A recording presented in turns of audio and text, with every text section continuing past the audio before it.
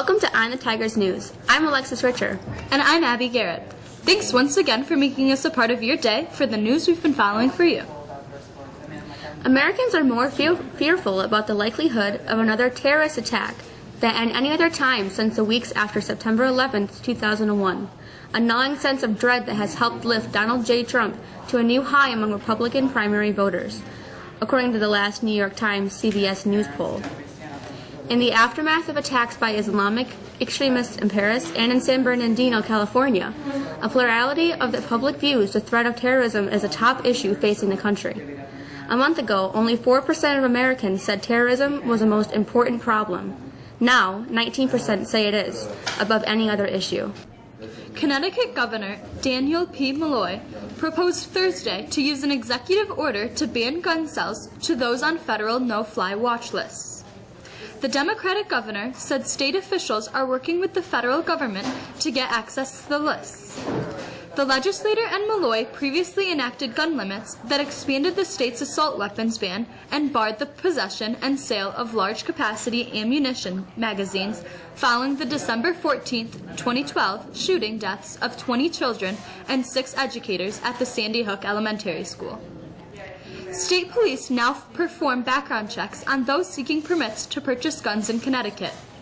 Pending federal approval, Malloy's order will require state police to cross-reference the names of those seeking firearm permits with government watch lists. Supreme Court Justice Antonin Scalia, famous for his blustery rhetoric from the bench and beyond, finds himself in controversy again after suggesting that some black students might belong at, quote, slower track universities. His remarks Wednesday during court arguments over an affirmative action program at the University of Texas have drawn rebukes from civil rights leaders, top Democrats, and even the White House. And they returned a familiar spotlight to the feisty justice who doesn't shy away from calling it as he sees it on issues like race and gay marriage. Scalia has a long history of making remarks in blunt terms without seeming to care about offending those in his sights, reflecting the sensibilities of a staunch conservative born in the 1930s who came of age as the civil rights movement was beginning. A government survey shows fewer teens and young adults say they drive drunk. Last year, nearly 7% said they'd recently driven while under the influence of alcohol. That figure has been steadily going down. It was 16% a dozen years earlier. The numbers are for people ages 16 to 20 who participated in a large government survey focused on alcohol, tobacco, and illegal drug use. Drunken driving by people in their early 20s is more common, but also is falling. The survey also asked about driving under the influence of marijuana. 3% of teens and young adults said they'd done that recently. That statistic has held about steady since 2002.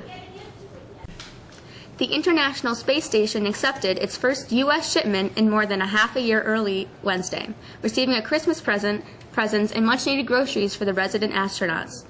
NASA astronaut Kjell Lundgren used the space station's big robot arm to grab the capsule and its 3.5 tons of cargo. The operation went smoothly, thanks to all the practice Lundgren put in. He operated the crane via joysticks, joking earlier this week, quote, I knew those hours playing video games would come in handy. The capture occurred as the spacecraft soared 250 miles above the Arabian Sea, skirting the coast of Oman. 3 hours later, the capsule was bolted into place. The door was to remain shut until Thursday, though, given the crew's busy schedule. A team of veterinarians, scientists, and lab workers from Cornell University gathered around a surrogate hound and watched her give birth to 7 half-pound puppies, the first dogs ever conceived in a test tube. The puppies born July 10th are a mix of Beagle, Labrador, and Cocker Spaniel, and are now healthy 5-month-olds.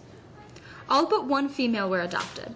She's being kept by the lab to have her own litter. Today's odd news of the day comes from Ohio, where a zombie nativity scene that spurred complaints and zoning violation notices last year is on display again in the suburban Cincinnati yard, with a change to avoid fines. Officials have concluded the display complies with local zoning laws because he has removed its roof. The township says the issue was always about the structure and zoning rules, not the zombie figures. The scene includes a sharp-toothed, grayish figure with black-ringed eyes sitting in the manger where the baby Jesus would be in traditional Christmas nativities. with a look at our unseasonably warm forecast. Here's our guest, Caitlin Sperling.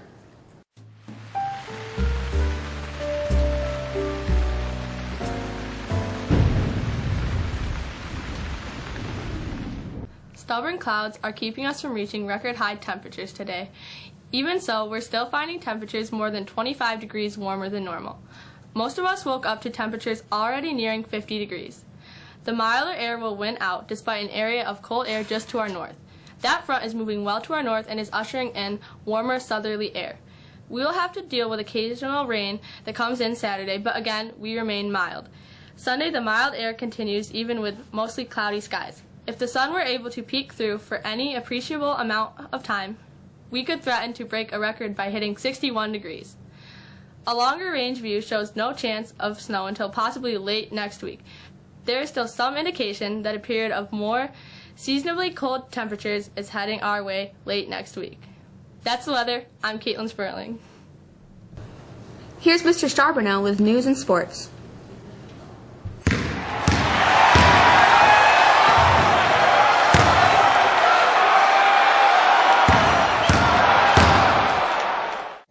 The Buffalo Bills hope to remain in the playoff hunt for another week as they take on the Philadelphia Eagles, who are also looking to stay in the playoff hunt. The 6-6 Bills may this weekend rely heavily on LaShawn McCoy, the former Eagle, who has been outspoken all week about his hatred for his old team and how he feels he was treated when he was traded to the Bills this past summer. The game is on CBS with a 1 o'clock kickoff. Syracuse basketball will look to move forward off Tuesday's win against Colgate when it heads to New York City and Madison Square Garden on Sunday afternoon to take on longtime Big East rival St. John's. The game is scheduled for a noon tip and can be seen on Fox Sports 1. Mexico girls basketball team will take on perennial league power tonight, CBA, with a 7 o'clock tip-off. The boys team travels to CBA, where they will try to build off last Tuesday night's 30-point opening night win against Homer. Mexico wrestling travels to Central Valley on Saturday. And finally, congratulations to Mexico senior Noah Galuzzo, who broke personal and school records in diving last Wednesday against Baldwinsville. Galuzzo, who finished 7th in the state meet last year, recorded a 6-dive total of 374.85. That's it in sports. I'm Michael Charbonneau.